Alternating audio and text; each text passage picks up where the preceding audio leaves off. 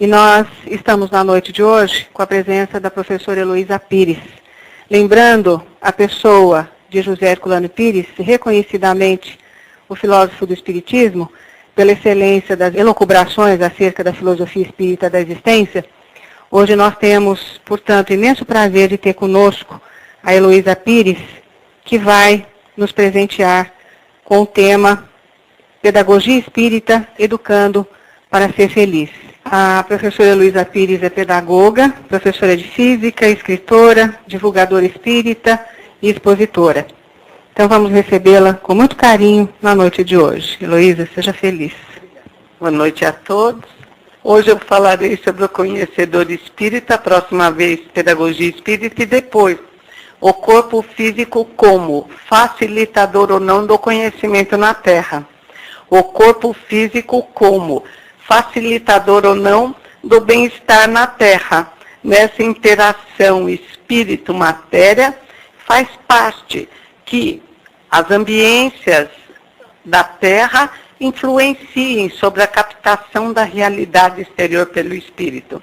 E de vez em quando nós temos que nos lembrarmos de novo, resfriados ou com problemas vários, a captação se torna mais imperfeita.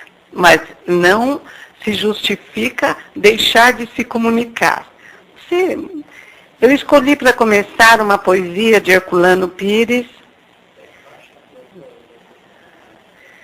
que sintetiza bem como nós parecemos estranhos para aqueles que não são espírita. Vida e morte. Não procures no túmulo vazio alma querida que deixou a terra. A morte encerra a vida e a vida encerra a morte como eterno desafio. Ninguém fica no túmulo sombrio, onde somente o corpo é que se enterra. A alma se eleva além da vida e erra em mares de bonança e de amavio. Buscas no céu, nos ares, no infinito, na quinta dimensão, no firmamento, o ser querido que te deixa aflito. Has de encontrá-lo quando, no momento, rompendo as ilusões do teu conflito, possas falar-lhe pelo pensamento. Uma nova posição no mundo, uma nova compreensão do mundo, uma nova postura diante das tempestades da vida, que muitas vezes não são tempestades, são fatos naturais. E nós, diante da grande viagem, então realmente, para entendermos o Espiritismo, temos que analisar o comportamento de indivíduos realmente espíritas, não dos que se dizem espíritas, porque, como dizia Diolindo Amorim, tem alguns que o Espiritismo não entra neles, não adianta. Eles entram no Espiritismo, mas o Espiritismo não entra neles. E temos que fazer sempre a diferença entre o movimento espírita, o meio espírita e a doutrina espírita. O meio espírita, o movimento espírita ou espírita pode nos decepcionar, é claro. Mas a doutrina espírita é muito grande. É a verdade. Está entranhada na matéria densa, mas também paira acima de todos nós, convidando-nos ao crescimento para então entendê-la. Não se justifica abandono de centro por causa do meio espírita. Justifica-se menos abandono da doutrina espírita por causa dos espíritas. Não estamos servindo aos homens, não estamos trabalhando para homens.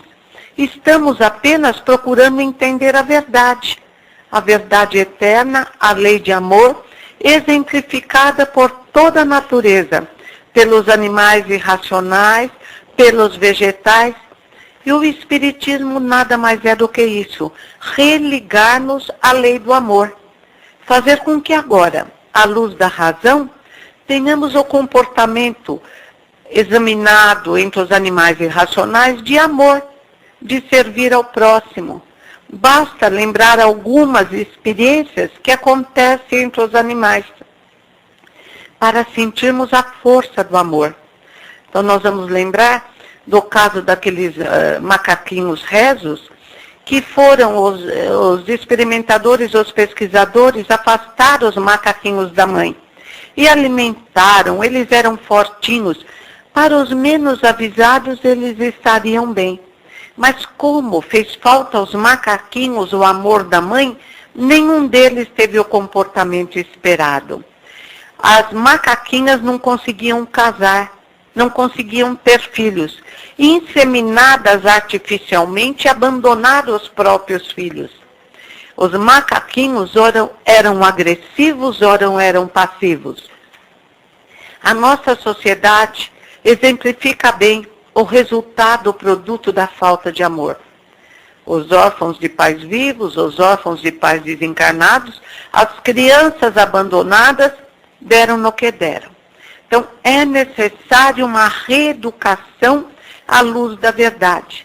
E esta educação precisa de uma pedagogia, de uma teoria, que traz em si os métodos, a didática, o que facilita a transmissão dessa educação.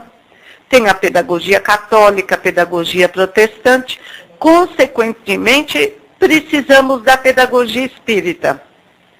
Dentro dessa pedagogia da compreensão da expressão do ser na Terra, eu vou começar, baseada no livro de José Herculano Pires, meu querido pai. Eu não costumo falar pai porque eu me envolvo emocionalmente, então eu falo Herculano. O Dr. Ferreira vai falar, por que você não fala pai? Porque agora eu estou citando o escritor. Introdução à Filosofia Espírita, que tem capítulos belíssimos, e completado com o livro Curso Dinâmico de Espiritismo, também de Herculano. Os capítulos Formação do Ego, O Conhecedor, Fideísmo Crítico, nos fazem compreender melhor essa doutrina de gigantes que está em mãos de pigmeus, como gostava de dizer Herculano Pires. Então eu vou por aí. Mas quem somos nós? Sabemos que não somos espíritos da Terra. Sabemos que somos centelhas divinas, gotas de luz. Sabemos que somos criações de Deus, individualizações do princípio inteligente. Ainda não conseguimos aquilatar a nossa grandeza quando mergulhamos no caminho do bem, no amar ao próximo como a si mesmo. Mas começamos a divisar isso. O convite vem através dos neurologistas, dos filmes americanos, Ecos no Além, O Sexto Sentido, Amor Além da Vida. O convite hoje não é feito por nós só, espíritas ou espiritualistas. Surge em toda parte.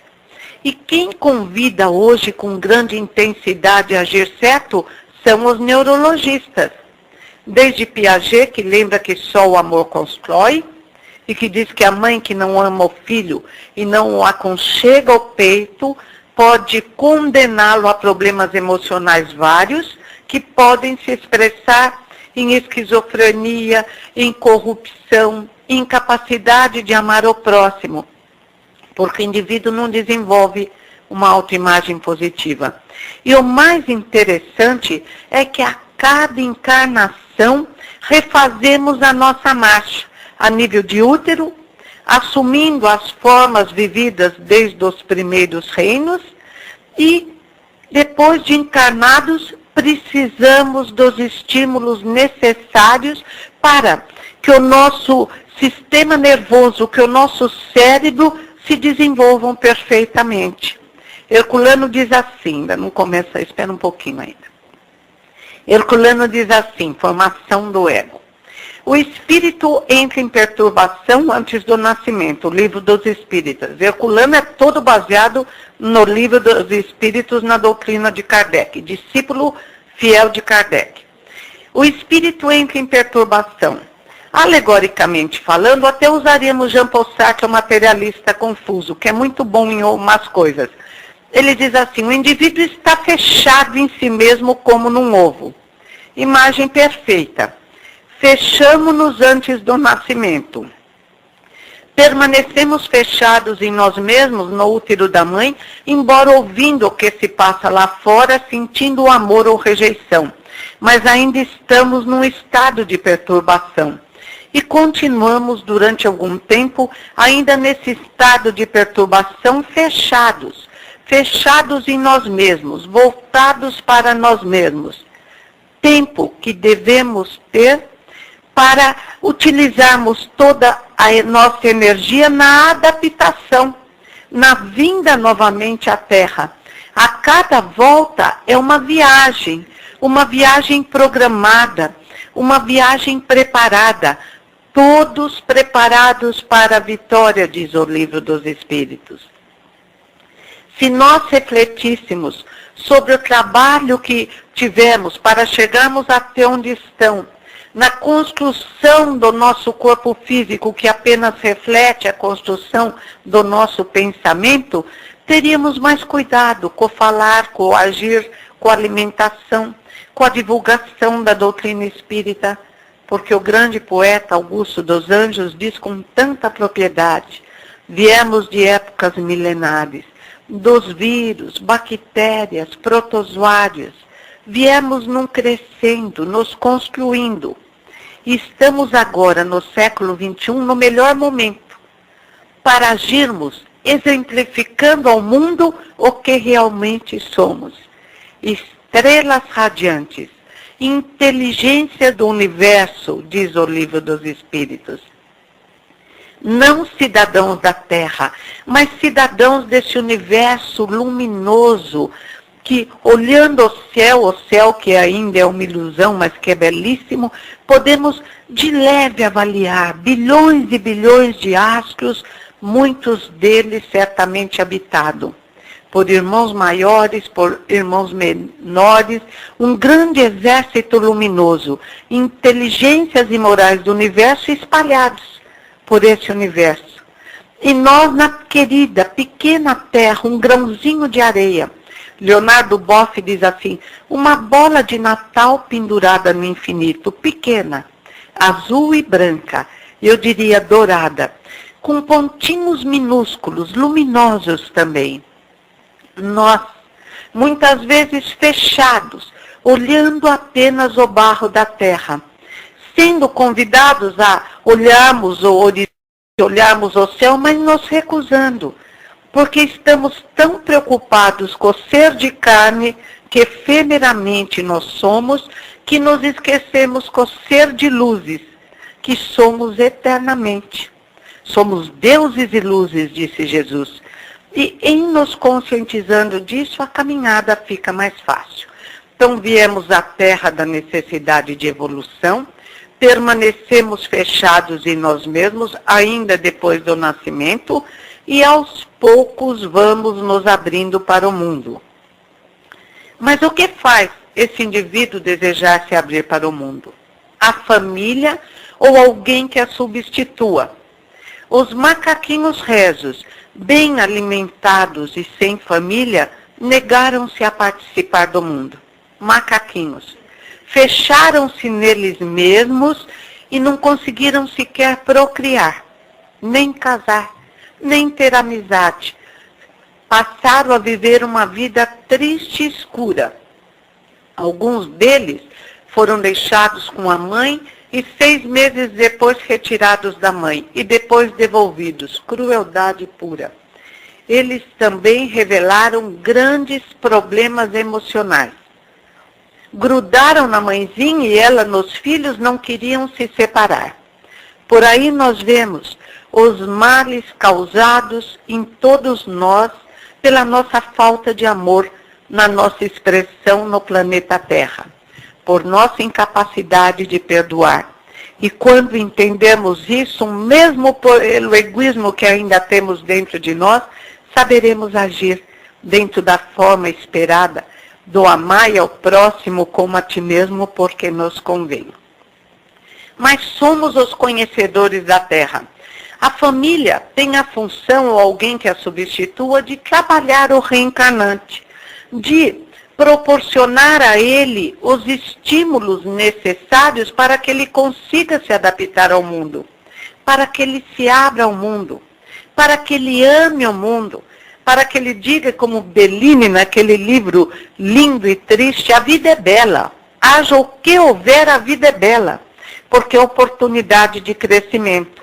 Mas como vamos aprender que a vida é bela se aqueles que nos cercam são ranzinzas, são omissos, são indiferentes, são agressivos? A vida se torna insuportável.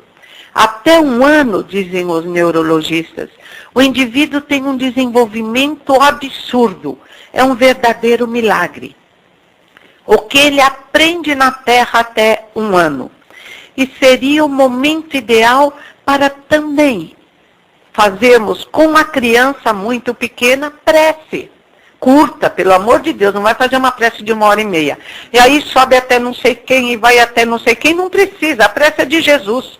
Pai Nosso, e a criança pequena, então, vamos falar com Jesus, o que você quer falar? Mas já ensinar, porque isso vai ficar, é a época mais propícia. Kardec diz, até os 7 anos é mais fácil o indivíduo aprender, ele é mais moldável. Piaget diz, realmente, e os neurologistas dizem, porque tem janelas, células especializadas que depois implodem. Então, há que trabalhar muito bem os nossos reencarnantes. Mas não é cansar a criança. Inglês, natação, alemão, judô, coitadinho, à noite os olhinhos dele giram. E não aprende nada. Isso é estressar. Ele aprende brincando. Os estímulos são proporcionados através de brincadeira, de riso, de carinho, de afago. E depois o ensinamento de uma forma natural, também através de brincadeiras.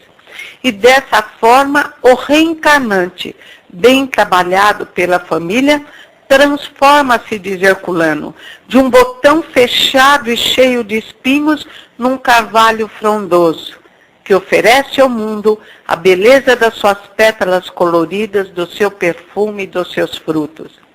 Criança mal trabalhada continua para sempre um botão fechado, que só pode oferecer ao mundo espinhos.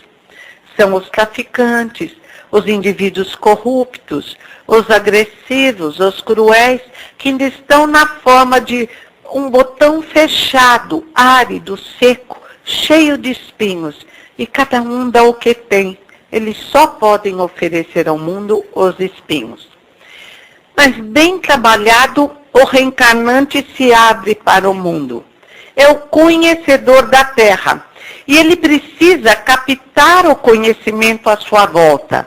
Somos seres espirituais, mas assim como o indivíduo que mergulha no fundo do mar precisa, para sobreviver, conhecer aquilo que o cerca e se serve de uma vestimenta especial para auxiliá-lo, nós também, espíritos indestrutíveis, centelhas divinas, vestimos o escafandro de carne para manipularmos a matéria densa, a matéria inexistente, se desfez em energia, para manipularmos a energia condensada e conseguirmos aprender o conhecimento da Terra.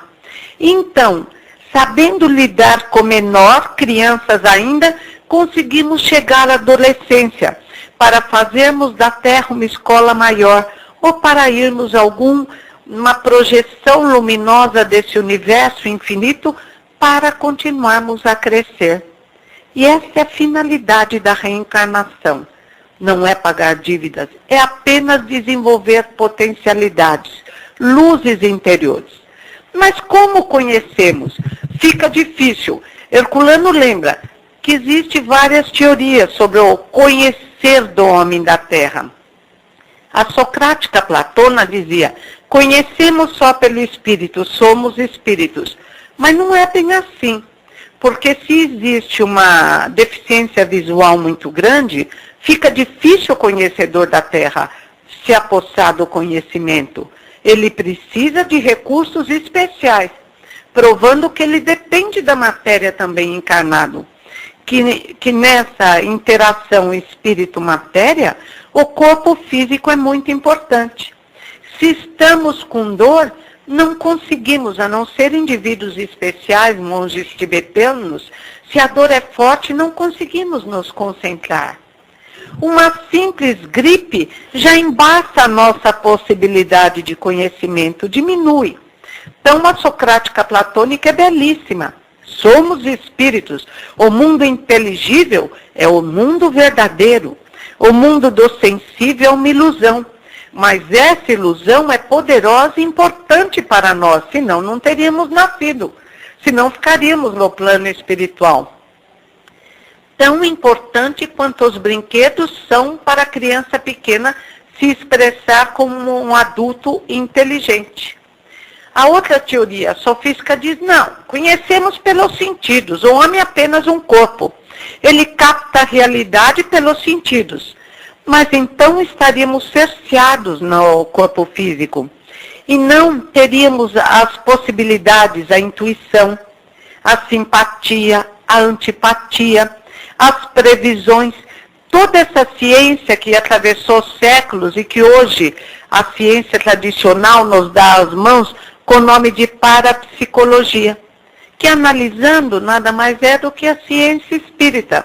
A compreensão de, como diz Kardec, nenhum de nós está fechado no corpo físico. Conhecemos o mundo à nossa volta através de dois instrumentos de trabalho, o corpo físico e o perispírito. O corpo opaco, magnífico, que atende aos nossos pensamentos, e o corpo de luzes ou de sombras, que reflete os nossos pensamentos. E é tão importante esse corpo bioplásmico ou bioplástico, como querem os russos, que o fotografaram. As informações estão em experiências psíquicas além da cortina de ferro. Ele é tão importante que, com a expansão desse corpo bioplásmico, conseguimos emitir o nosso pensamento, agir sobre a matéria, como aquele Uri Geller que sumiu, e como o livro Possibilidades Humanas, que os russos fazem experiências de levantar bolas de isopor, de ler com o cotovelo, porque a visão é de todo ser. Não vemos apenas pelos órgãos do sentido físico. Temos que desenvolver, através do desenvolvimento moral, essa possibilidade extrafísica, paranormal. Nós, conhecedores da Terra, conhecemos através da razão e do sensório. E Herculano diz lindamente, o homem encarnado é uma razão, mas prisioneira das redes dos sensórios. Tão prisioneira que se perde na festa do mundo, que tenta viver como se fosse apenas de carne. Para ilustrar isso, eu vou lembrar um livro, O Homem que Confundiu Sua Mulher com o Chapéu, do Dr. Oliver Sacks. A história de Madalena. Ele conta dessa senhora que chega aos 65 anos mimada. Ela tinha paralisia cerebral, não andava e também não se mexia. E ela chega na clínica do Dr. Oliver Sacks como um indivíduo inútil, rodeada de empregadas, uma penteia o cabelo, outra escova os dentes. E o Dr. Sacks fala, não é possível. Essa senhora, do ponto de vista motor, é um nenezão. Não pode continuar assim. E coincidiu que a família tinha problemas econômicos e tinha que despedir a criadagem. Era preciso que Madalena se desembaraçasse ao máximo. O Dr. Sacks fala para ela, Madalena, suas mãos funcionam. Do ponto de vista neurológico, não há nada que impeça você de usar as mãos. As pernas, sim, tem problemas. Mas as mãos, não. Você pode dirigir sua cadeira de roda. Ela também não enxergava. Mas você pode usar as mãos para conhecer o mundo à sua volta. E Madalena dizia, não consigo, Dr. Sacks. Minhas mãos são duas massas de carne morta. O Dr. Sacks escondeu a comida de Madalena, até que ela fosse obrigada a usar as mãos para pegar as bolachas e as frutas. E um dia, Madalena, faminta, ela só se alimentava à noite, por ordem dele, conseguiu comer bolachas e frutas. E a partir daí, começou aos 65 anos a independência de Madalena.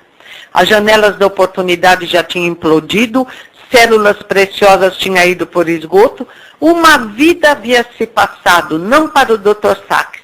Ele disse, o que eu puder fazer, vou fazer por Madalena. E ela conseguiu dirigir sua cadeira de rodas dentro do espaço conhecido, porque ela também não andava, e fez mais. Pediu ao Dr. Sacks que a ajudasse a mostrar ao mundo a beleza que ela via ao seu redor. E ele a ensinou a utilizar a argila. E com a argila ela fez flores, fez pássaros e se tornou uma escultora. O livro está aí, O Homem que Confundiu Sua Mulher com o Chapéu. O conhecedor da Terra, não utilizando as mãos na presente encarnação, não conseguiu utilizá-la. E aí eu digo que nós, não utilizando o amar ao próximo como a nós mesmos, mutilamos-nos. Esquecemos de amar o próximo, o que sabíamos fazer entre os golfinhos, entre os pinguins, entre as abelhas, entre os selvagens, sempre levados pelo instinto, amávamos ao próximo. Quando chegou a hora de amarmos a luz da razão, fechamos-nos. Mas agora as dificuldades da Terra convidam-nos a nos desenvolvermos como os indivíduos motores na capacidade de amar. E vamos chegar lá. A filosofia espírita resolve o problema. Conhecer é obra do espírito que possui os conhecimentos do conhecer, razão e sensório. Quer dizer, quem conhece é o espírito, nós, espíritos. Quem ama é o espírito. Quem tem memória é o espírito. Ah, mas então, o perispírito para que vale? É um instrumento de trabalho, a Gênese é clara. O perispírito é formado no ambiente espiritual onde o indivíduo vai viver. Se ele vai para um outro planeta, ele vai retirar o perispírito do planeta onde vai viver. Se a memória estivesse no perispírito, o indivíduo ia ficar sem memória, perdia. E o perispírito vai se desmaterializando à medida que o indivíduo evolui. Pronto, perdia todo o conhecimento. Ficava evoluído e com o cognitivo zero. Não dá, né? Então, tudo, conhecer, perceber, é obra do espírito. Nós somos espíritos. E o corpo físico e o perispírito são apenas instrumentos de trabalho. Esse pedaço eu acho lindo. Conhecer é um ato de relação. O homem, o conhecedor, coloca-se em relação com alguma coisa. Percebe-a e procura identificá-la com os conceitos, as categorias da razão, que não estão no sensório, mas no espírito. Quando eu entro em contato em relação com essa bolsa, eu pego, pegar uma coisinha menor, a pastilhinha. Eu pego e se eu fosse selvagem, eu não saberia o que é. Mas como eu sou relativamente civilizado, em vias de civilização, aí conhece-se uma sociedade civilizada pela capacidade de amar o próximo, então ainda estamos analfabetos, aprendendo. Aí eu pegaria essa caixinha e diria, não, é uma caixa, mas o que tem dentro? Prego? Quando eu enxergo um pouco mal, eu diria, talvez sejam botões. Aí eu aproximo e falo, não são botões, não tem furinho. Então eu vou passar aquilo que eu captei pelos meus olhos, pelos meus sentidos, pelo ouvido, eu vou passar, mandular para a razão. E ela tem como que uma música, as categorias da razão, as notas musicais, que lhe permite classificar. É isto, é aquilo, não é botão, parece uma balinha, e o experimento fala, realmente é uma balinha. Então, conhecer é um processo de relação. E é indispensável que os estímulos proporcionados sejam em maior número possível. E é terrível que nossas crianças, nesse século de luzes 21, percebam sentadas diante de um computador, que inclusive ataca a vista. Então, dividir o tempo e levar passear, entrar em contato com a natureza, porque a importância da natureza é tão grande, porque ela sensibiliza nosso espírito, provoca transcendência, desperta o desejo de ser bom, faz-nos recordar o que somos, para que viemos. Só o Espiritismo educa o ser espiritual que vem à Terra da necessidade de evolução. Só o Espiritismo, porque nos ensina que os sentidos são os instrumentos de captação que pertencem à condição existencial do homem encarnado, do homem no mundo. Os sentidos pertencem a nós, encarnados na Terra. Mas se dependêssemos do sentido, estaríamos perdidos quando deixássemos a Terra. Então não seríamos cidadãos do universo. Seríamos sempre indivíduos revestidos de corpo físico, o que é um absurdo. Até Saint-Exupéry diz, na hora da tempestade os olhos ficam cegos, é preciso enxergar pelo coração. No sexto sentido, eu não vou contar o filme que tem gente que não viu, eu vou só dar umas pinceladas, trailer. No sexto sentido, o menininho vê o mundo espiritual à sua volta, não com os olhos dos sentidos físicos. Ele vê com essa captação extrafísica, com a irradiação do perispírito. Luísa Heine, que com seu marido Joseph Heine é fundadora da parapsicologia, ela conta também de indivíduos que descobrem objetos perdidos, que enxergam netos necessitados à distância com os olhos da alma. Hoje, com a parapsicologia, está fácil entender isso. Não vemos apenas pelos órgãos do corpo físico, felizmente. Quando olhamos uma pessoa, percebemos se temos mais sensibilidade, como ela é. E tem pessoas que conhecem os outros e dizem, eu já esperava isso dele. Quando eu conheci, eu senti. E de outras vezes a gente olha e fala, não, esse eu posso confiar.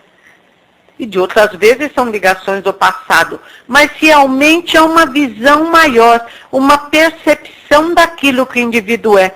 Que é a visão exemplificada por Jesus de Nazaré, que conhecia os seus discípulos, sabia o que ia acontecer com o templo, sabia o que ia acontecer com ele mesmo, porque não existe o tempo nem o espaço para o homem que conhece o eterno, como diz Krishnamurti.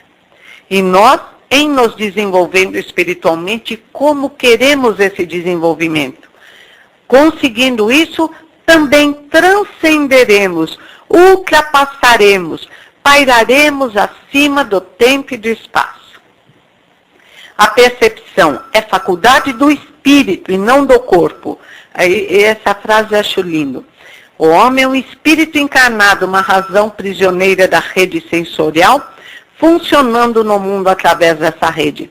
E é uma razão tão prisioneira que, trabalhando na periferia com crianças com dificuldade, na psicopedagogia da ACD, com crianças com dificuldade de aprendizagem, às vezes nós vemos uma criança ou um jovem que parece retardado. Nós falamos, ele tem problemas, mas serão fruto do emocional ou fruto de limitação outras? Em 80% dos casos, o maior problema é o emocional. Autoimagem negativa, rejeição dos pais, falta de amor, escolas que não compreendem a criança. E eu gosto de citar aquele caso no livro As Raízes Neuróticas do Crime, de Luiz Ângelo Dourado, do menininho fraquinho, que os pais viviam brigando, se xingando, tentando se destruir, e que o menininho se torna um criminoso e acaba numa cadeia do Rio de Janeiro.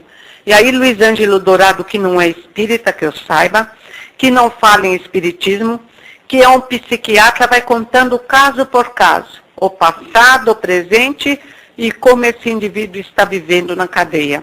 E começa a contar as agressões sofridas, os sonhos, a falta de amor na recepção daquele reencarnante. E os problemas que daí vêm. Então, há que prestarmos atenção que somos todos responsáveis. Eu tenho uma amiga que não é espírita, ela diz, para com isso. Eu não sou responsável por nada, eu não tive filhos. Falou, uma hora você vai lembrar que é. Porque quando você vê um assalto, um ato violento, você verifica que estamos todos numa grande teia, a teia do destino tecida por nós mesmos. E que não há como fugir disso. Então há que costurar agora a nossa tecelagem tem que ser feita com fios de ouro, de prata, no amar ao próximo como a si mesmo, para ver a grande mudança que é um projeto do planeta Terra. Projeto futuro da Terra, mundo feliz, mundo de paz, de justiça e de amor, que surgirá do nosso trabalho. Os sentidos físicos dão uma percepção ilusória. Tão ilusória que se um homem vê uma pedra lá longe, pensa que é um cavalo.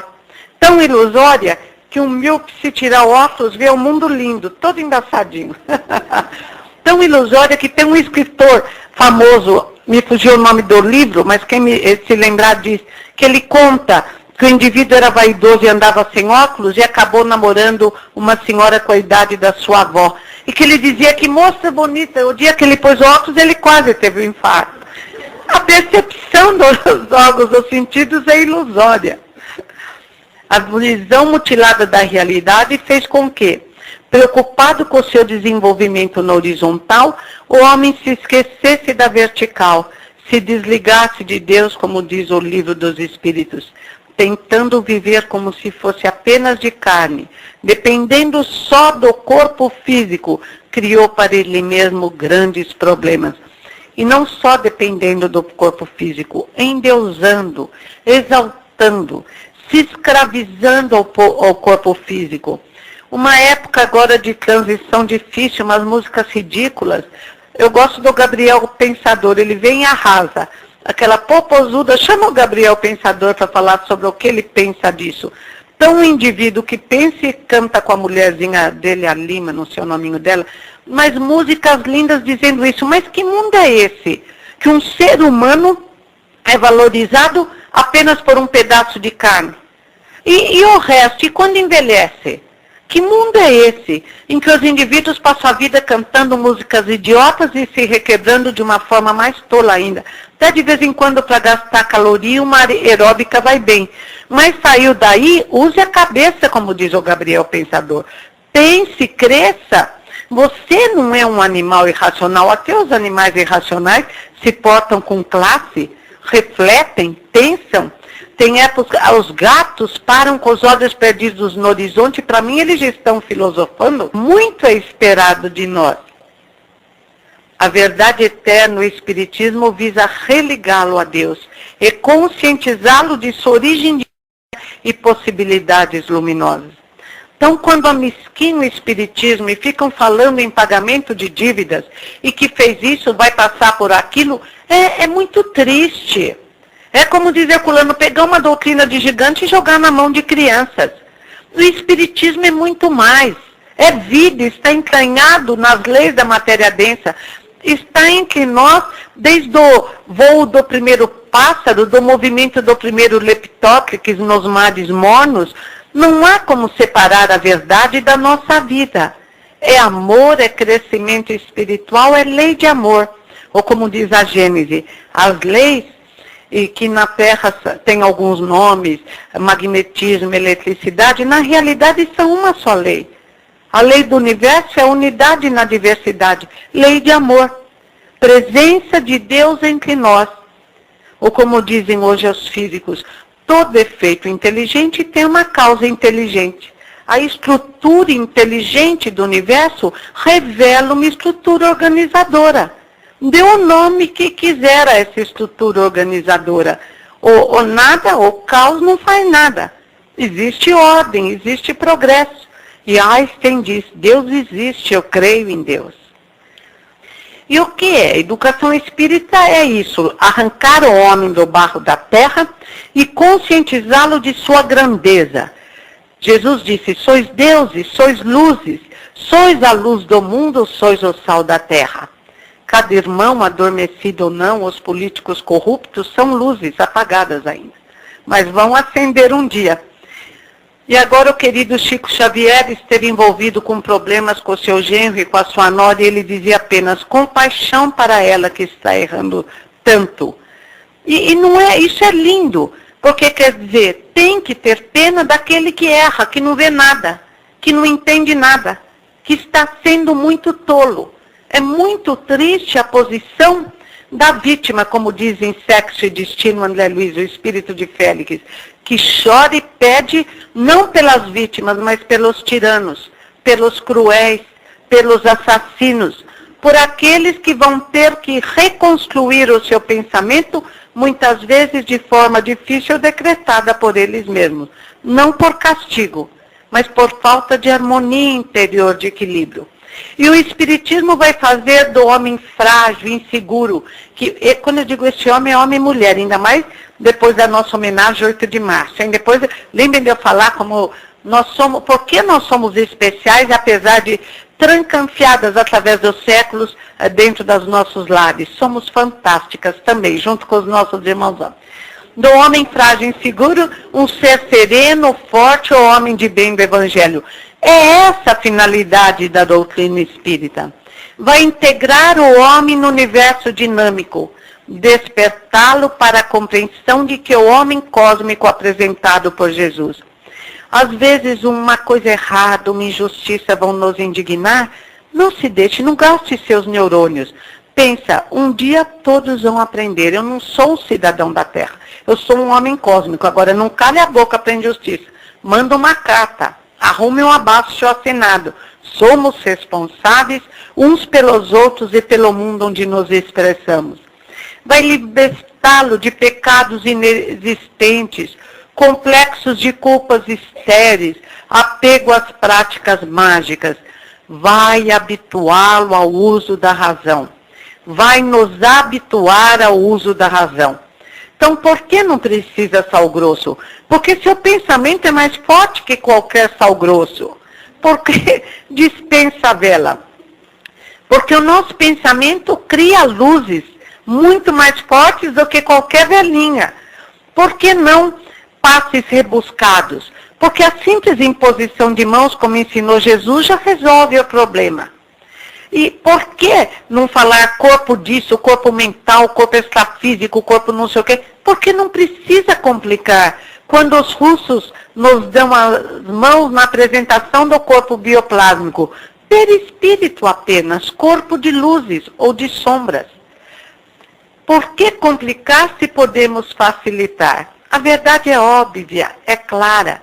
Tem gente que gosta de complicar, mas aí ele mesmo se complica tanto que não entende mais nada, fica difícil.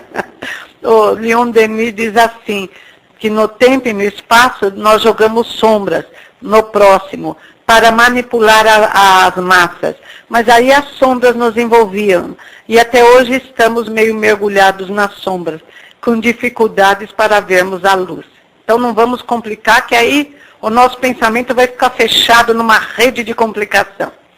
Como o Espiritismo vai educar? Desenvolvendo o ser espiritual na compreensão da sua origem e finalidade da existência. Qual é a nossa origem? Divina. Somos filhos de Deus. Individualizações do princípio inteligente. Pedacinhos de inteligência, revestidos efemeramente de matéria. Somos os elementos inteligentes do universo. Só isso já bastava. Mas ainda somos a moral do universo. Somos especiais. Quando nos conscientizarmos da nossa grandeza quando estamos de mão dada, e basta ver um exame do cérebro, aquele SPECT, os neurônios sozinhos são escuros e feinhos, mas quando dão as mãos e o cérebro entra em movimento, eles soltam luzes, fagulhas brilhantes. Assim somos nós. Isolados, somos escuros, incapazes de pensar bem, mas de mãos dadas, o grande organismo social de Herbert Spencer, acendemos nossas luzes e ela se projeta pelo universo, se liga a outras luzes e retorna. E é isso que nós sentimos na prece feita com sentimento. Por isso a prece é tão importante, essa telepatia que nos permite a ligação com a harmonia, com as luzes. Onde o Espiritismo vai educar? No lar, o Evangelho no lar e sua importância. Todo mundo sabe a importância do Evangelho no lar. É acender a luz em casa. É construir túneis que permite, alegoricamente falando, a entrada de espíritos melhores. É reeducar aqueles que estão em necessidade e possibilitar a que eles sejam encaminhados para os locais certos. Então, fortificamos-nos na casa espírita, fortificamos nosso lar com o Evangelho no lar, fortificamos-nos com a prece, com a leitura do Evangelho segundo o Espiritismo, com a leitura dos livros de Kardec e com a prática, que só teorizar e não praticar também, aí complica, ficamos como Madalena, atrofiados na prática do amor. E o exemplo dos pais. A importância do exemplo é tão grande que basta lembrar de Jesus, que ele pregou 33 anos e falou só 3. Isso até um conselho para a gente falar pouco. Porque a função docente é serviços docentes. Nós viemos dos séculos caminhando em equipe. E é exatamente essa função do centro, a construção de equipes que, cada um pensando num pedacinho da verdade, unem todos o pensamento e a verdade se torna mais clara. É indispensável o estudo em grupo, é indispensável esta união que nos fortifica através da troca de energia física e da troca de energia espiritual e da enxertia divina dos irmãos que caminharam mais. Então, há que frequentar a casa espírita. E lá em casa, uma vez por semana, eu trabalho na desobsessão. Eu falo para os meus filhos, eu tenho que ir, eu vou levar os nossos obsessores. Então, faz parte da caminhada, todos frequentamos a casa espírita, porque somos frágeis ainda.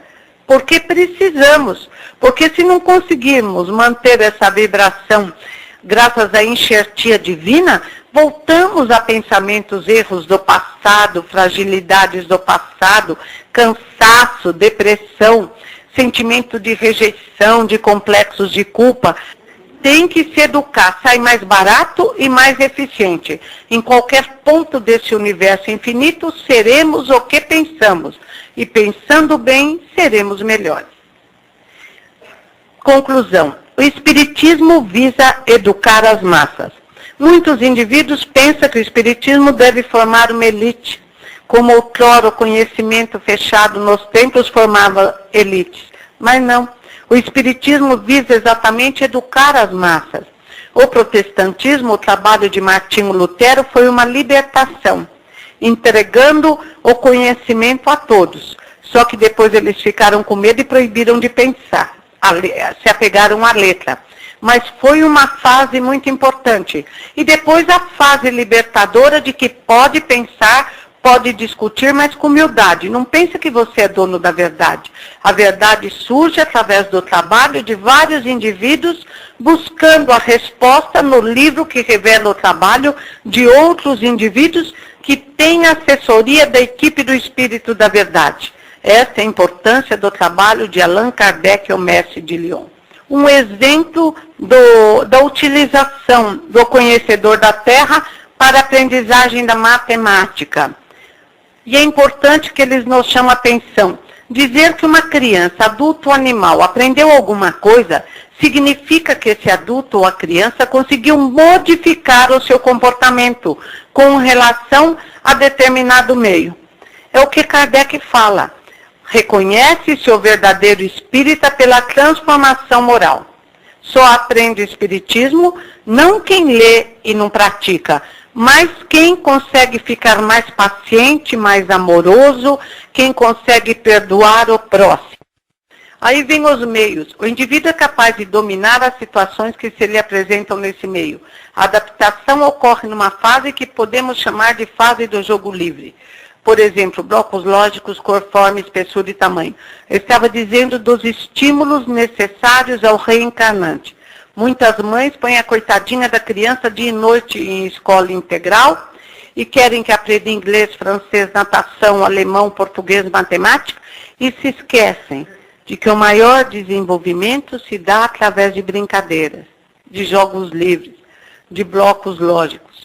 Para nós, reencarnantes da Terra, Deus nos permitiu construirmos o nosso conhecimento, desenvolvermos o nosso pensamento através do livre-arbítrio. Ou como diz Herculano, a responsabilidade é planta rara que só se desenvolve em clima de liberdade.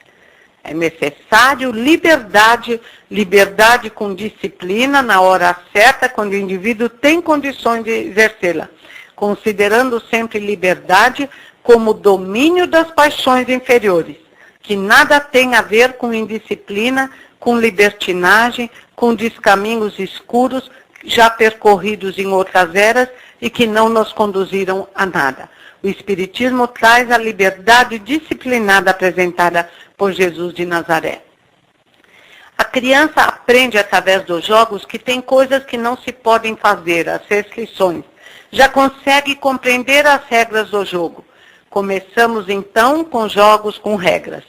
Como nós, as crianças, aprendem através das brincadeiras o que pode e o que não pode fazer. E cabe aos pais mostrar exatamente o que não pode e o que pode. Então os pais têm primeiro que se educar. Pais que deixam pintar todas as paredes não são pais adequados. Pais que não dão limites aos filhos precisam realmente de uma terapia. eles não estão muito bem. Assim também nós temos livre-arbítrio, mas se nos excedemos, nós criamos para nós mesmos problemas que não são castigos, são apenas lições disciplinadoras, aprender jogos com regras. Ou como diz o grande apóstolo Paulo, tudo nos é lícito, mas nem tudo nos convém. Não nos convém agirmos de forma egoísta, porque através do nosso egoísmo e nossa omissão, a violência aumenta a cada dia. O número de habitantes dos presídios aumenta a cada dia.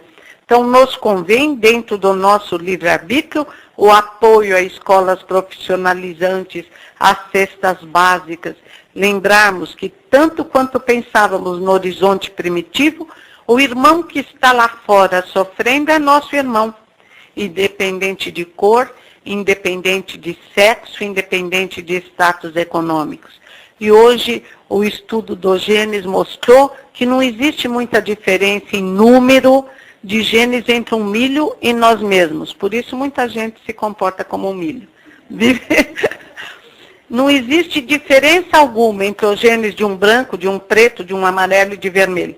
Com o desenvolvimento da ciência, chegaremos às verdades espíritas, apresentadas pelo Espiritismo.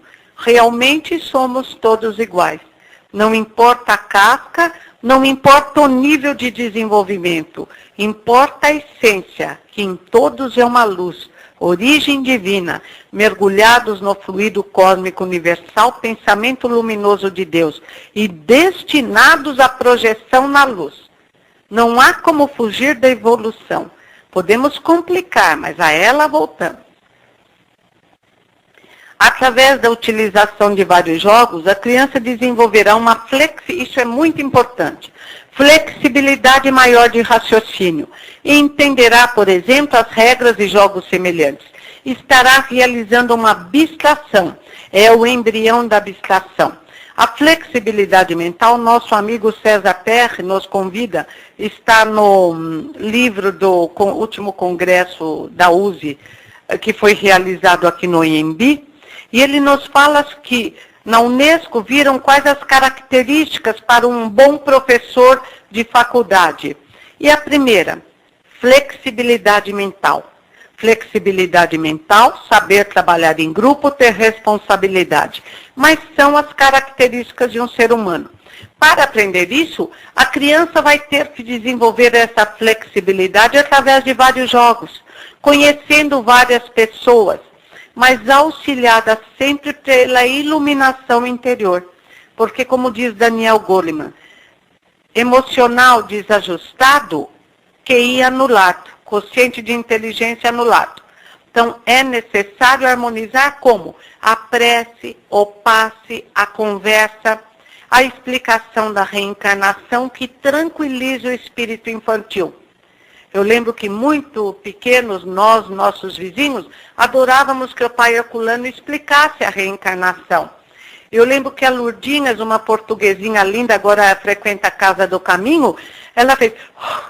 Porque ela entendeu que as dificuldades são também consequência do indivíduo. E que cabe ao mais forte amparar o mais fraco, mas que não há injustiça nos sofrimentos da terra. Existem as injustiças sociais, que serão corrigidas por todos nós, mas que, perante as aparentes injustiças, existem espíritos com mais dificuldades, que merecem o nosso amor, o nosso amparo, o nosso trabalho. A reencarnação não assusta, tranquiliza. O embrião da abstração, muito importante sabermos fazer abstração. Da falta da capacidade de abstração, indivíduos que se dizem espírita ainda precisam da vela, do sal grosso, de santinhos, porque ainda não chegaram à abstração, ao conhecimento da importância do pensamento, da utilização do pensamento. Estão ainda escravos da matéria, estão escravos do concreto. É claro que o concreto vai ser utilizado, brincadeira, jogos, manipulação da matéria, mas libertando o indivíduo, permitindo que ele se arranque do barro da terra, que ele se torne apto a realizar a abstração da compreensão inicial de Deus. Inteligência suprema do universo, causa primeira de todas as coisas. E por que isso é importante? Porque quando começamos a compreender o conceito de Deus, entendemos a nossa própria grandeza e começamos a caminhar com mais dignidade, sabendo que podemos exigir o melhor de nós mesmos. Só com autoimagem positiva se educa. Dizem Pestalozzi, Anísio Teixeira, Emília Ferreira, Herculano Pires, Frei Beto, Piaget, todos os educadores. E os médicos dizem hoje, a maioria das doenças é de fundo emocional. E nós, lidando com crianças e jovens, outro dia chegou um menininho, Ademir. Ele até toma passe na luz divina. E o menino ele sente muito, apesar das limitações cognitivas, o problema dele. O irmãozinho é normal. Esse dia ele entrou na sala, nós estávamos trabalhando com 2 crianças, sorrindo, posudo, andando com dificuldade, e riu, brincou, entendeu o que foi explicado. Eu falei para minha colega, meu Deus, o que aconteceu com a Ademir? Aí fui perguntar para a mãe. Ela disse, ele está numa alegria só. Foi para uma escola e as menininhas rodeiam o Ademir, dão comidinha na boca do Ademir. E ele disse para o pai dele que ele tem 3 namoradas. E que o irmão não arrumou uma.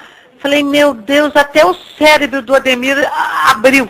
Ele estava... Então vocês vejam, por um exemplo muito simples, a importância da autoimagem positiva. E os prejuízos que decretamos para nós mesmos quando dizemos e dizemos às vezes, sou uma porcaria, sou cheio de erros do passado. Ai, meu Deus, o que eu vou encontrar do lado dela? Gente, maneira, né? Maneira.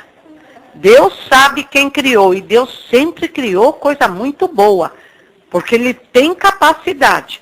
Então não é porque nós apagamos nossas luzinhas e andamos por corredores escuros que vamos continuar sempre dessa forma. Levanta a cabeça, sorria, diga, sou filho de Deus, sou criatura divina, vou vencer minhas imperfeições, vou ajudar a Terra a ficar melhor e vou participar de um mundo melhor. Meu destino é a luz. Mas não é para ficar tonto, orgulhoso, eu sou maior. Que aí já apaga a luz. É para se entender como um neurônio, que só brilha quando ligado a todas as células do cérebro. Aí sim, ninguém caminha sozinho. Todos os neurônios juntos produzem um trabalho lindo, até para mexer uma mão. Precisa do trabalho de vários neurônios. E dizem até que os homens têm maior número de neurônios, mas que as mulheres têm mais conexões. E que o que torna o indivíduo mais inteligente são as conexões entre os neurônios, as comunicações. E aí eu fiquei de falar sobre a importância do desenvolvimento da mulher. Mas como a mulher conseguiu tal desenvolvimento? Se nós vemos que no tempo e no espaço ela foi massacrada. Ela foi convidada a ficar pegada ao barro da terra, foi fechada em casa. Simone de Beauvoir conta, no livro O Segundo Sexo, de uma aldeia na Tunísia, onde tem várias mulheres esperando o mesmo homem. Coitado desse homem, já pensou aguentar várias mulheres? Você arrepia. Uma só já é difícil, mas era um hábito, ainda existe, né? Na Arábia Saudita ainda tem. Em vários outros lugares. E as mulheres estão ali, a maioria fenecendo, envelhecida, cansada, mas bordando. Gente, bordar dá um desenvolvimento cerebral. Maria Montessori fala que as tarefas domésticas desenvolvem-nos inteiramente. Então, por isso somos tão inteligentes. Porque além de aprendermos o amor, a renúncia, conseguimos hoje dar as mãos ao nosso irmão homem, que foi sempre empurrado para a transcendência, para a caça, para a pesca, cada um num caminho do desenvolvimento. Mas hoje os dois, juntos de mãos dadas, construindo um mundo melhor. O embrião da abstração terá maior desenvolvimento através de um processo de representação. No caso de conjuntos, a representação poderá ser um diagrama de Venn. Então faz aquele círculo e põe a coleção de conjuntos dentro. Durante uma época da nossa vida, precisamos, através de várias experiências religiosas, do concreto, dos rituais. Mas chega a hora em que temos que nos libertar disso. E não podemos transformar a casa espírita em repetição de outras escolas espiritualistas. É indispensável para realizarmos uma abstração que nos transforme em indivíduos aptos a se projetarem em qualquer ponto do universo. Senão nós temos que continuar por falta de flexibilidade mental e capacidade de entender a verdade em mundos menores, e isso ninguém quer. Então vamos desenvolver nossa capacidade de abstração. Já tivemos a nossa época de representação, já nos ligamos às pedras, já adoramos as pedras, agora é hora de abstrair e lançarmos nosso pensamento luminoso, ou torná-lo o mais luminoso, embora ainda seja um simples fósforo aceso, em direção ao universo, porque nos convém crescer e nos libertar. A criança descreve o que representou. Podemos colocá-la como professora e nos apresentarmos como alunos, para que ela se conscientize do que compreendeu. É o nosso caso. O Leon Pita disse que fez 1000 palestras, e quem mais aprendeu foi ele mesmo. É verdade. Então o expositor não é por acaso, é um indivíduo que ele fala para aprender melhor. Ele apresenta o que leu. O educando consegue sintetizar, simplificar a descrição. E tem 2 casos que eu queria lembrar. O caso de Michele, uma menininha que chegou lá para ser atendida por mim, dificuldades de aprendizagem de matemática e de leitura e escrita. Nós dividimos o atendimento, a Maria Helena ficou com a leitura escrita e eu com a matemática. Michele, como a maioria das crianças PCs, que são lesadas de um lado, não sabia que a mão tem 5 dedos. Quer dizer, ela sabia, mas esquecia sempre. 5 mais 1, Michele, ela ficava 1, 2, 3, 4, 5, 6. E se confundia toda. O trabalho teve que ser feito do início, primeiro como bebê, brincando com os dedos. Não adianta dar saltos. Depois com material dourado, depois com bonequinho, para depois chegar ao desenho, para depois chegar ao número, e lá se foram 3 anos. Hoje a Michele é uma menina alegre, que realiza expressões, ainda tem dificuldade no raciocínio, na resolução de problemas, falta um pouco de flexibilidade mental, mas conseguiu um desenvolvimento enorme. E, sobretudo, está feliz, é respeitado e vai bem. Agora o Danilo desistiu, foi uma pena. Inteligente, desenhos lindos, conversava bem, dificuldade na leitura e escrita, 0 na matemática, descalculia profunda, mas poderia aprender se ele se esforçasse um pouco. Neurologicamente falando, eu digo que ele tinha uma preguiça. Então, uma freirinha que trabalha conosco, eu falei, Luísa, que neurologicamente? Isso é bondade demais, é preguiça mesmo. Eu disse, a preguiça é neurológica, porque tudo é produto dos desequilíbrios nossos. E tantas foram as dificuldades de Danilo que ele começou a aprender, mas cansou, foi embora e começaram a empurrá-lo na escola, dentro da lei que surgiu aí, terrível, que empurra-se até o 4º ano, depois empurra-se até o 8º, porque isso sai barato, não tem gasto. E ele foi sendo empurrado, se julgou tal e está pelo mundo. Infelizmente, gostaria de saber. Assim também, a nossa sociedade nos empurra. Como diz o Evangelho, aqueles que se vestem de ouro, agem errado, fazem barbaridades e são considerados homens magníficos.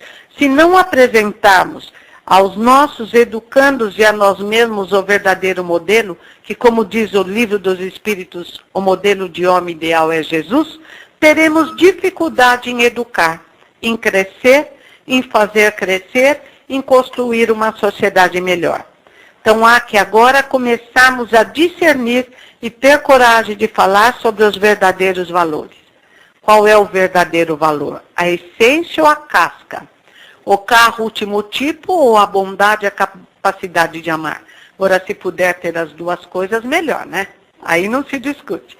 Mas sempre analisar a essência e apresentar um modelo de homem ideal.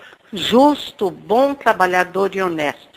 Vamos construir inegavelmente um mundo melhor. Boa noite. Boa noite. Eu vou aproveitar o gancho dessa pergunta e desse último diapositivo. Porque assim, eu acho que tem pessoas assim, que é evolutivo, né, na criança. Você vai partindo de uma evolução a nível de sensibilizá-la para crescer dentro de uma harmonia. E o ser humano, como também tem vários graus de evolução aqui, às vezes sente a necessidade desse sal grosso, desses dogmas, porque faz parte da evolução dele, é a primeira fase, a cor, a forma que vai indo. E eu acho que aí a gente tem que, e aí o importante é a mão dada, né? Porque você, de uma maneira ou outra, ajuda a crescer, a aprender e a compreender por uma fase evolutiva que você em algum momento já passou. Certo. É só um convite a que ele vá se libertando. Sim. Senão ele chega no mundo espiritual e ele vai se colocar sempre junto àquelas almas frágeis, de crianças que continuam apegadas aos rituais. Foi aquilo que aquele senhor também quis dizer, aos dogmas que não são dogmas da razão. Então, o Espiritismo dá ao indivíduo condições para se libertar do concreto. Isso é muito importante, porque aí no mundo espiritual estaremos com amigos e irmãos mais capazes de abstrações. Boa noite. Boa noite. Você fez uma colocação que eu acho extremamente importante, que é a questão do pensar, raciocinar. Sabemos nós do Ocidente estamos muito presos à questão do onde, como, por quê. Está aí a nossa grande dificuldade de entender e compreender aquilo que a filosofia chinesa, por exemplo, os hindus, os indianos colocam como utilizar o pensamento para chegar à razão. Gostaria que você colocasse sobre isso. Muito importante as experiências dos nossos irmãos. Está entre nós um monge tibetano muito querido, Dalai Lama. Mas o Espiritismo, como ressurreição do cristianismo, trouxe também uma coisa indispensável, o agir. Durante muito tempo tentávamos evoluir apenas através da meditação. Agora entendemos que tem que arregaçar as mangas e auxiliarmos o nosso próximo. Todas as experiências são válidas, por isso o Espiritismo é a síntese do processo do conhecimento. Porque ele traz dentro dele, como essa síntese, as experiências dos outros nossos irmãos espiritualistas e depois traz o resultado, o que é melhor, o que é mais conveniente para o homem da Terra. Certo? E hoje temos o nosso querido Domênico Masi, que fala sobre a importância do ócio criativo. Isso exige reflexão. Ócio criativo é que muitas vezes nós estamos com a síndrome da pressa e tanto corremos que não pensamos. Então Domênico Masi, que é um filósofo estupendo, diz que o que atrapalha, que por isso que os gênios sumiram, que o homem tem que ter momentos de lazer, de contemplar o céu, de refletir, e são momentos como esse, de discutir sobre a finalidade da existência, de onde viemos, para onde vamos, o que é válido, o que não é válido, senão ele fica vivendo apenas como os animais irracionais, sobrevivendo, mas não existindo, certo? Boa noite mais uma vez. Boa noite. Na entrada nós temos lá o panfleto sobre a sua palestra, onde diz Pedagogia Espírita, Educando para Ser Feliz. Eu queria que a senhora falasse alguma coisa, que a pessoa precisa ter educação para ser feliz, porque eu tenho 64 anos. Me considero sem educação e sou feliz. Isso prova que o senhor já é educado. Só essa humildade de se considerar sem educação já prova que o senhor é um homem educado, humilde, e sua presença na casa espírita demonstra o seu esforço para um aprimoramento ainda maior. Então, tenho certeza que o senhor é feliz porque é um homem educado, ligado ao plano espiritual superior. Certo? A senhora deu toda uma estrutura de como a gente deve desempenhar nosso papel em relação aos nossos filhos. E as pessoas que não tiveram essa estrutura, mas sentem uma vontade de mudança na sua vida atual. E as pessoas que não deram essa estrutura para os seus filhos, mas que ainda os têm e desejam melhorar o desempenho na sua casa, a relação amorosa, afetiva da família. Sempre é hora. Lembra o caso de Madalena, que com 65 anos deu uma virada na sua vida. Então sempre é hora. Basta conversar, verificar o que é necessário e conseguir a grande mudança, inclusive a introdução do Evangelho no lar, o estudo do Evangelho. Sempre é hora de mudar, de crescer, de ajudar os filhos. E Willi Steck, o grande psicólogo alemão, diz uma coisa importante. Muitas vezes na educação dos filhos cometemos erros, mas os erros cometidos por amor, ignorância e amor são perdoados. Agora, eles não perdoam os erros cometidos por maldade. A criança sente. E o Willi Steck ainda diz, eu prefiro um educador que ama e erra do que um técnico frio que não comete erro algum, mas que não ama. Então, tranquilizemos-nos. Amamos nossos filhos e eles sabem disso. E nos entendem. Certo? Oi, boa noite. Boa noite. Tem aquela frase que diz, ser ou não ser, eis a questão. Então, eu acredito que o ser humano, na sua grande maioria, da fantasia existencial que ele cria, ele prefere não ser. E por isso que ele causa tantas dificuldades para a sua vida. Perfeito. Ele prefere ter e não ser. Comprar, comprar, comprar e se impor ao mundo através do status econômico. É a chave. Corretíssimo. E não é. Obrigada.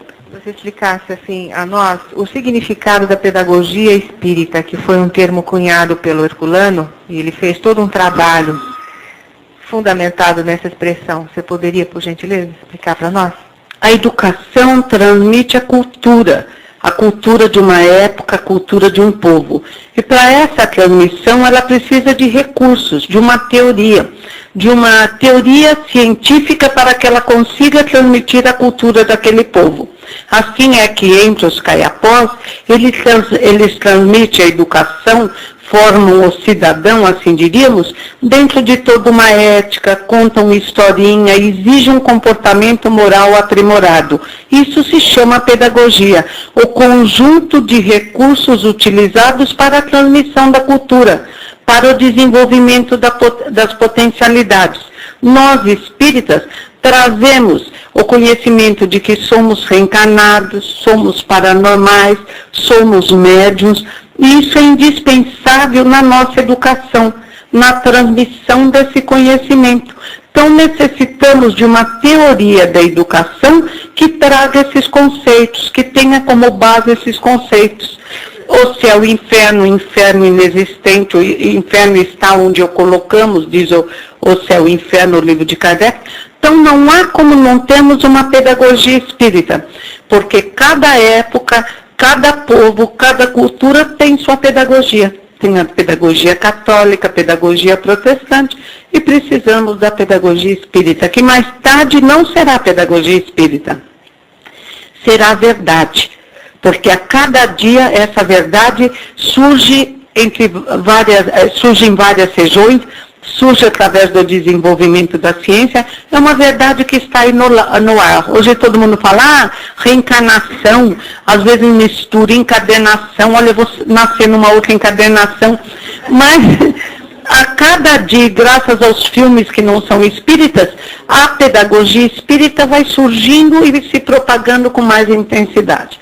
É indispensável uma pedagogia que traga a base, o conhecimento adquirido no Evangelho, que é a ressurreição das palavras de Jesus, no Livro dos Espíritos, que é toda uma cultura que produz uma mudança de filosofia, na Gênese de Kardec, que é toda uma teoria científica que desemboca na moral e na filosofia, no Céu e Inferno, que são historinhas que o povo conta, histórias reais, na Revista Espírita em obras póstumas.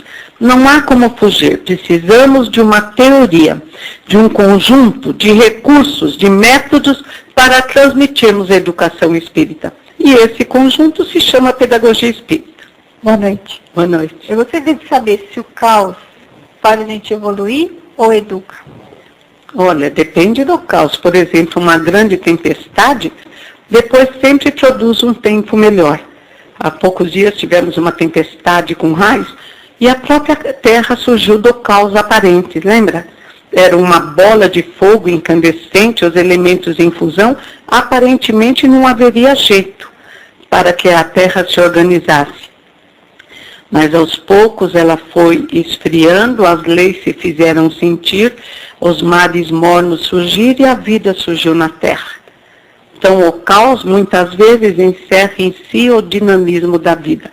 Agora, quando nós entramos no caos, no desequilíbrio, aí complica.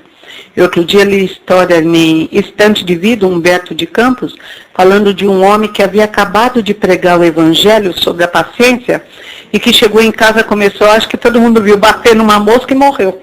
Deu uma tapa tão grande na testa que teve... Então nós não podemos entrar no desequilíbrio, mas o desequilíbrio da natureza muitas vezes é uma preparação para um novo equilíbrio. E o caos social, a Revolução Francesa e a Revolução Russa. Eu não gosto da violência e realmente a queda da Rússia mostra que a violência não produz nada, que só a luz educa. Mas a Revolução Francesa, apesar da barbaridade, da anarquia, deu resultado, espalhou as sementes da liberdade, igualdade e fraternidade. Na Terra, de um mal muitas vezes surge o bem, da guerra surge conhecimento, embora é necessário que venha o escândalo, mas ai daquele por quem vem o escândalo. Boa noite.